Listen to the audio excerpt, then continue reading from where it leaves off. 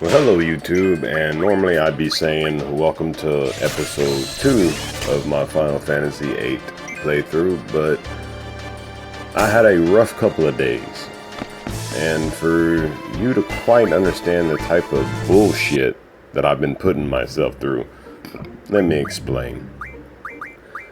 You see, a few days ago I uploaded a couple of my Final Fantasy VIII videos. I think I had uploaded about 2 of them when I decided I should go back and rewatch the videos just to see, check them out, see how they're doing, kind of get my take on them, because for some reason it never crossed my mind at the time to possibly do that before I upload. But yeah, so anyway, the whole point is I screwed up big time. I had to delete a whole bunch of stuff. I had to redo a whole bunch of things.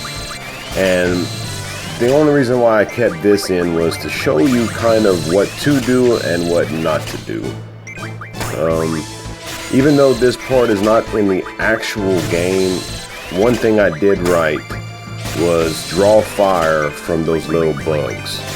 And if you can get one little bug, kind of like how I showed you to do with the Blizzard guy, if you can at least get one of them, drawing 100 fire for each is not that hard.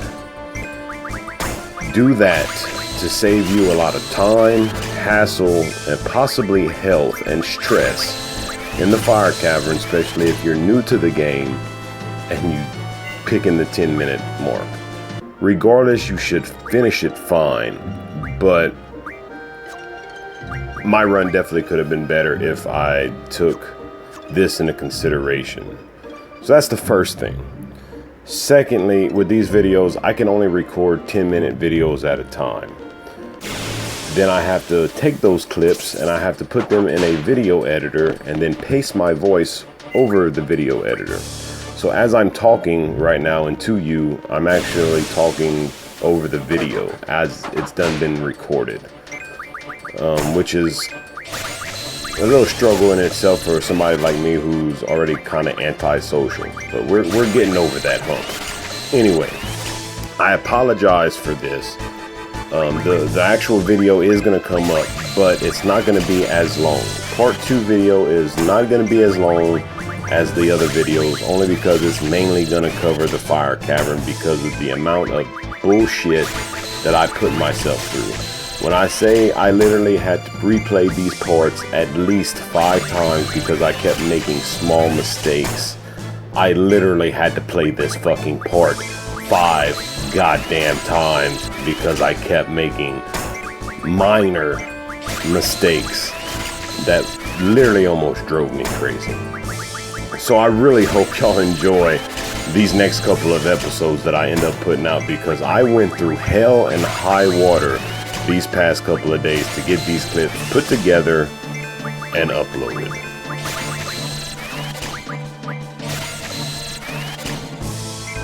So I think I've pretty much covered everything and the amount of stress I've been under for the past couple of days to get these videos out within the next week or so before I start my work schedule again, because it's going to be hard to get some videos out during that week. That's why I'm trying to rush on these couple of days that I have off. This video is pretty much just showing you how to draw the magic, how I've pretty much done the magic draw. Even though this is not going to be in the episode video, I did do this exact thing. It's the reason why I'm basically taking this clip and I had to edit it, cut it a little bit here and there to kind of show you some of the stuff. But for the blizzards and for this little bug, you want to draw the 100 cure, 100 blizzard, and 100 fire. Once you have all of them at 100, and you can, if you have time, which sometimes depending on how lucky you get with your main character, because sometimes they can draw fail and take a while, you might be able to actually get 100 scans. You only need 100 scans. You don't need both players or all 3 players having 100 scans. You don't. Scan doesn't really junction good to anything, and it's only really good to use. It's one of those spells that we do use as far as the magic wise, because some bosses are nice to scan to kind of see their life points, or mobs to kind of scan to see their life points, things like that. So hopefully you enjoy this episode, and Thank you again. Hey guys, and welcome back. This is going to be my part 2 or episode 2, whatever you want to call it, of my Final Fantasy VIII no leveling playthrough. And as you see at the beginning of the video, I've had a pretty astonishing 3 to 4 days. But this video is finally out, so let's do it. Okay, junctioning magic. Now pay attention. I'll be explaining how to utilize the magic you have stocked. I've already went over that on a previous video. We'll continue it, so we're not gonna go over it. When you draw new magic, try experimenting with it. When you junction, this is how you become stronger. Basically, if you want, you can just junction different magics to different stats and see which ones do better. That's pretty much all she's saying. She's asking about the gun blade, but we already know how to use it. Like I said, you can use it the same way as you use your limit break. Just hit your RB as soon as it attacks an enemy, and you can get like a high damage for it. Whenever we're ready for this, hopefully it'll go good. To obtain a low level GF, a seed member must support. Are you ready? Yes, because you know you're ready. I'm ready. I'm his support. Instructor number 14, Quistis Trepi. Select the time limit. Choose one suited to your abilities, challenging yet reasonable. Now the time limit really doesn't matter. You can choose any one you want. I'm going to choose 10 minutes because 10 minutes is plenty for what you're going to do. Now, as you can tell from the beginning of this video right here, because I posted it to it, I screwed up. My job is to support you in battle. Everything else is up to you. Okay. Fine. I'll finish reading this and then I'll tell y'all exactly. You know, the boys often choke on the test when I come with them. I guess my charm makes them nervous. Whatever. I'm just kidding. Trying to keep you relaxed, that's all. So, you're going to run into some mobs here, but you're going to pretty much run away from every mob that's in here except for the boss. But before you run away from, say, these birds right here, which are 2 bats, I believe they are, or some shit, you can draw thunder from them. So you're going to want to stock 100 thunder for each Quistis and Squall. Now, it's pretty easy. It's real easy if you have the ×3. You do get hit a lot, but as long as you don't get tremendously hurt, you should be good. If you can make it to the boss with any type of health, you should be able to cure yourself and heal yourself before you die, or they deal enough damage. As long as you can stay within the 200 to 300 health pool before getting to the boss, you should be in a good shape where you have nothing to worry about. Even if you're in the mid to high hundreds on your HP, you should still be good, but you gotta immediately heal yourself when you get into that boss battle. But yeah, so you're gonna want to draw the thunders, 100 thunders from each. And you're also going, if you want to finish up with the scans, you know, because a lot of times Quistis will finish drawing a lot sooner than Squall. You can pretty much say any of your magical people. Like, you're going to have one set that's just straight magic. So they'll have the highest magic attack, things like that. That person is going to be able to draw the best, which we're going to utilize that a lot throughout the game. And we'll talk more about it later on. But that's mainly the reason why Quistis will finish drawing faster than Squall, because her magic is higher. So see, now both of them are done, so we're going to go ahead and just run away after we collected each of 100. If you don't want to use the ×3, still collecting the 100 thunder is still good. You'll still have plenty of time to do it. The fire, though, you have a draw point here for fire. If you follow the beginning of this video and do as I said by collecting the 100 fire from the bugs outside before coming into the Fire Cavern, you can save a little bit of time and you won't stress as much. You can either take fire from these little fire dudes that are in here, the elemental monsters, the fire bombs, guys, whatever. They have fire on them that you can draw and stock. Or you can get fire from the spinny bird thing in the sky right here that's going to be showing up. You can also get it from him. He has all 3 actually, blizzard, thunder, and fire. So if you haven't gotten 100 yet of all of them, you can stock up on all three there. The boss also has fire, and the boss is probably the best one to stock the fire from because he also has cure. But if you're not using the ×3 mode, or you don't want to use the ×3 mode, this will put pressure on your time limit, especially if you're having to stock 100 for both. So I do recommend stocking before getting in the cave with the little bite bugs in the garden.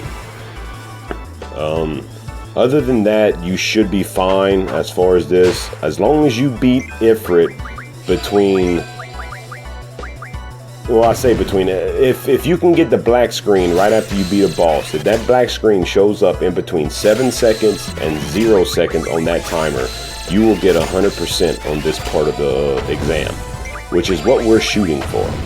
So to do that, you literally have to hit him with a final attack between 20 and 14 seconds to be able to get the black screen within the time frame that you need. So the best thing to do, and right here, see, as I'm wasting a lot of time drawing. So after I draw fires, I'm going to draw the 100 fires for each. Once I'm done with that, I'm going to start attacking. So, and as I'm doing that, I'm also having to heal. It's a lot of pressure, especially for a newcomer. So that's why I do recommend not doing it like this. But just keep doing it, you know, periodically cure yourself. Remember to heal. If you think you ain't healed enough, then by God, heal some more. What else I need to talk about? So after you're done drawing, you're gonna want to attack. You're gonna want to use your GF Shiva on Ifrit, because Shiva is ice, Ifrit's fire, and you get a cool little saying from Ifrit once you use Shiva on him. It's nice. She'll deal the most damage at this point in the game to him to get your best effective. You want to hit him at least 3 or 4 times with Shiva. If you've stayed at this level, which is level 7 for Squall, level 8 for Quistis, and you have not leveled up at all, he has approximately 1,068 life. That's his health bar at this level, which I'll be scanning here shortly and showing you. So basically, you want to get him down to hardly nothing, anywhere from 1 HP to 44 HP, or say around 30, 20 to 30, because you want Squall to be able to one-hit him with a basic attack. And Squall does anywhere from, I think, the high 20s to mid 30s in his attack right now, maybe 33-ish, something like that. Quistis will do about 40 or something. So what you basically want to do is you want to get his power level low. So as you can see right there, for a level 6, he has 1,068. He is weak against ice, blizzard, things like that. So that's why you want to cast Shiva on him. Once you hit Shiva a few times with him, then you know, basic attack him with Quistis. Keep healing up as you do. You know, make sure your health is a priority. You're going to want to scan him periodically. So you're going to want to scan him, which, since you already know his HP right now, you don't have to scan him first. You can already hit him a few times. Get him down. Once you get him down to where you can one-shot him, you literally just sit there and wait. Keep healing yourself, keep casting cure constantly until that timer clicks down between 20 seconds and 14 seconds, and get a hit off. And then just let the screen go black, and you should have got 100% on this part if you followed this tutorial. So right now I should be almost done. Yeah, I'm done drawing, it seems, finally. So I'm starting to cast Shiva now on him. So I still, and as you can see on the timer, I still have about 2 minutes and 30 seconds easily left. So I still have a good 2 minutes and 15 seconds before I have to really worry about anything. So what we're going to do is, like I said, I'm just going to hit him a few times with Shiva. I hit him about three times, something like that, 4, and I'll probably hit him a couple times with Quistis. So I'm going to check his HP again just to make sure. And right now he's at about a 500. So I know I can at least hit him 2 more times with Shiva and a couple more times with some basics to get around roughly the HP I need. So I'm going to go ahead and cure my Quistis up, and I'm going to hit him again with Shiva. And I want to say I think I hit him again with Shiva, but we're going to see. I don't remember. That's the bad thing about recording voices after you record it. Yeah, So I hit him again with Shiva.